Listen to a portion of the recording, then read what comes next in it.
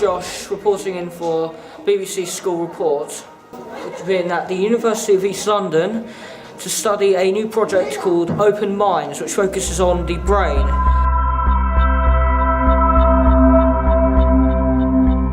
The brain is about the same size as a cauliflower.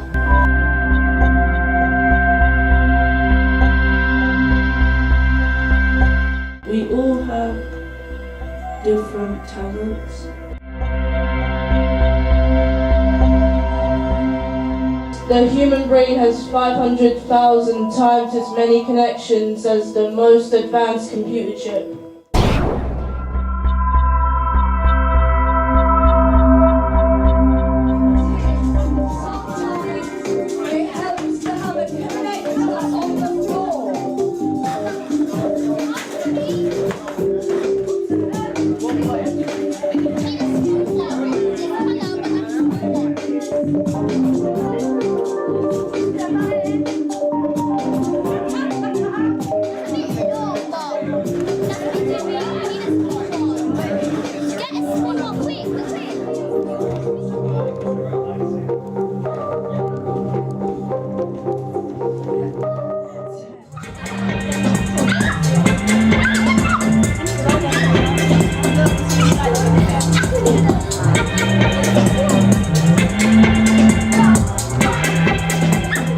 Me and my group of classmates from George Green's have been working together with a neuroscientist, some actors and some students from the University of East London to find out more about the brain. I'm glad to interview a few of them. What made you go into neuroscience? I studied applied theatre.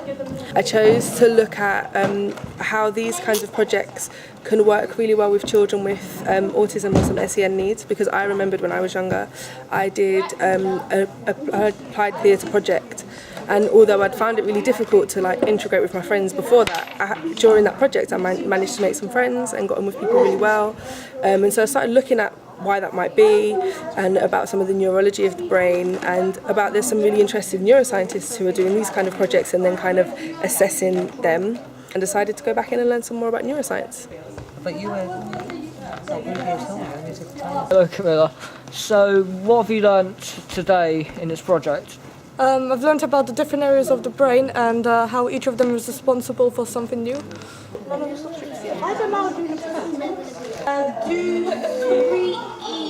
What are you doing here then? We're working together to talk about this personal pathway, which represents a pathway in the brain, with all the different things about you and your life, the things you like.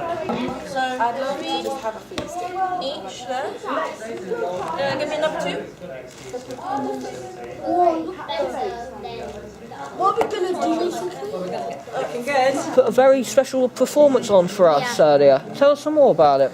I started dancing when I was 2 years old, and then I've been doing it ever since, and I've been taught about it. Okay, brain, let's do this. The most important thing in our body is our brain. My best friends are Daisy and Samira.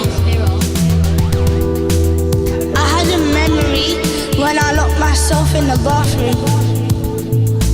My most favourite food is chocolate. I bought a new phone.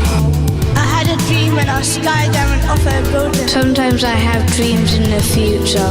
The first memory I've got is going up the stairs at All Saints Station to go and pick something up for my great nan, who's now 86 and is doing very well for her age. I'm thinking about being worried. When I last went to the beach was August. Okay, brain, let's do this.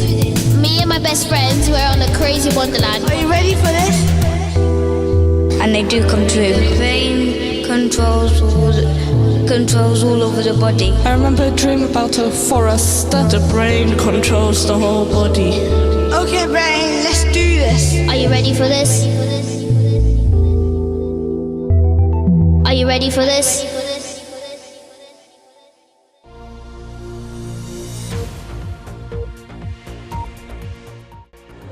At the moment we're doing this little thing here. what makes us feel anxious, scenarios that make it worse, strategy, and how you feel after. And what you can do is you can do anything. You can draw, you can write notes, and you can leave it blank if they wanted to. Camilla, can you explain to us what you're doing? This is when it's really busy on the train and it looks like you're drowning in all the people.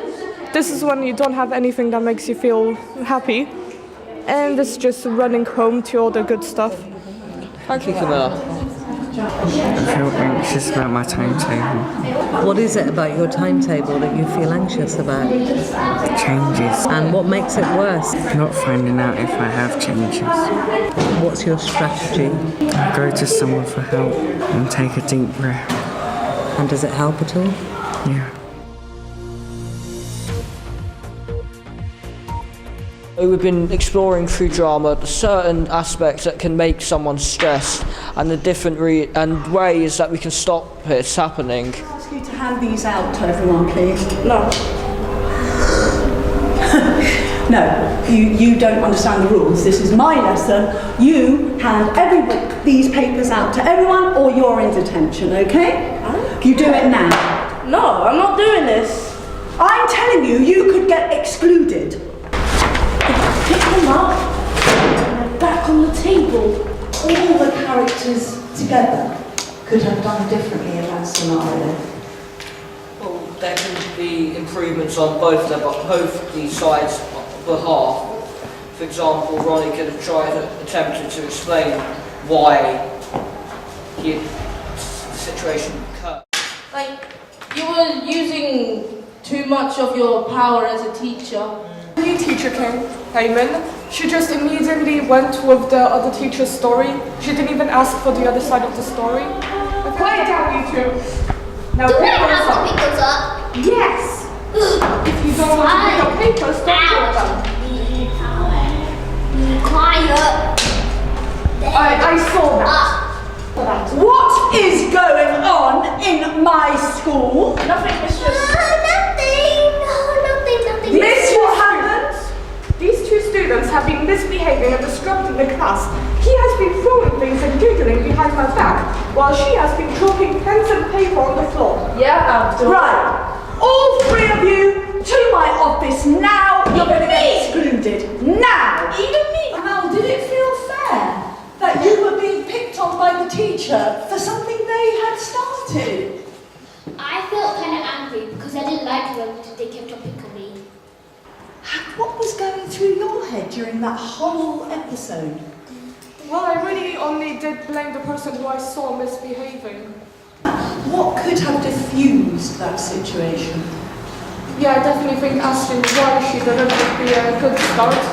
And then maybe checking with other students around what actually happened. If we stopped annoying him out, and if that still happened,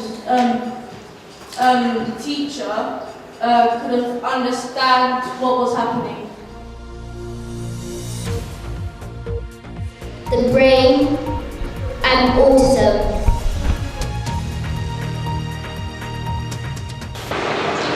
I feel nervous when there are loud noises and crowds. I feel happy when I stand outside someone's office because I feel safe there, and sometimes I don't know why I stand in the same place. So, in your opinion, what have you noticed about autistic children? Thanks, Camilla. I've noticed that all students with autism are unique. They all have things that they're really, really passionate about. They all have things that they find really, really difficult, really, really frustrating. What helps students is listening to them. You need to be creative about how you go about allowing them to express themselves. Today we're lucky to be joined by a neuroscientist, Miriam. It's a pleasure to have you here. Thank you. Is it true that every single brain is different? Indeed, yeah, that's the thing. Every single brain is different, and that's what makes us so individual and so unique. So what are some of the main differences between a neurological person and someone with autism? It's still not very clear how different brains are, because even in autism, not every brain is the same. What you can do is putting people into a scan, and then it makes images of your brain while you think about certain things to see how your brain reacts, to understand how people process information, because everyone processes information in different ways. Which process, for example, emotions or fear are less activated in some people, and this is why they can maybe not react to certain emotions in the same way. But on the other hand, they can do other things way better than someone who is, let's say, neurotypical. Jill, would you like to explain what you do at school? Well, I come in to support staff and pupils with the diagnosis of autism. What happens inside the brain when you suffer sensory overload?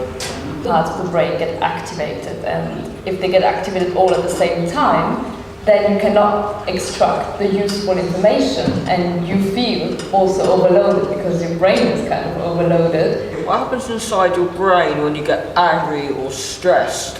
One part of the brain which gets very activated by emotions, and this is the amygdala. This regulates your, for example, if you're angry or if you're happy, something you like, for example, it lights up a lot and makes you feel happy about it. But in the same way, it makes you also scared sometimes. If you see, for example, I don't know, a spider on the floor, if you think about it, you see danger, you run.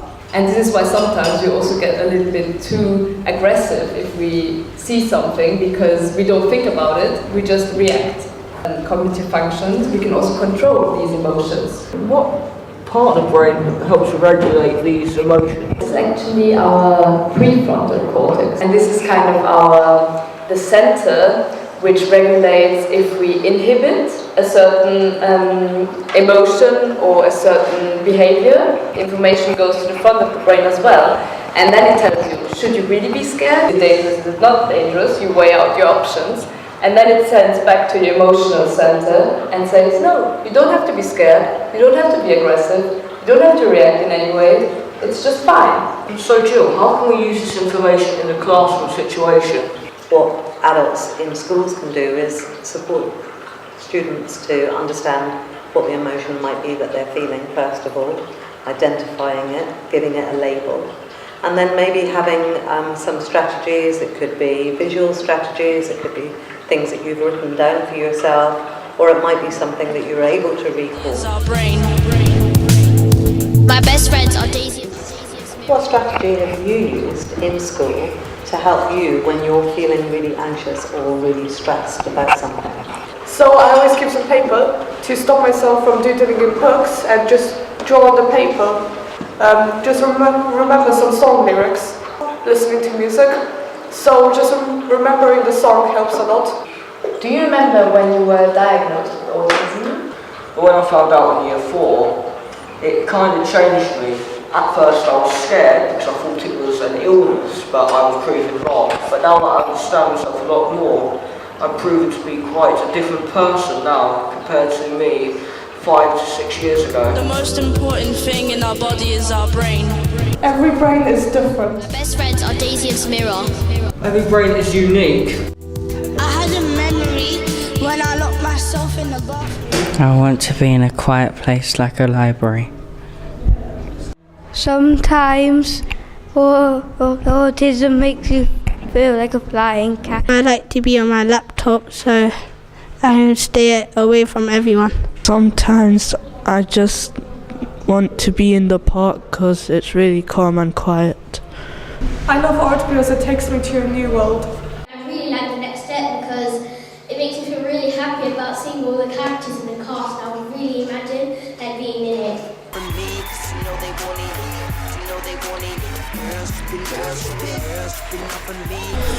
When I feel angry, I like to be in the forest because it makes me feel alone and in peace.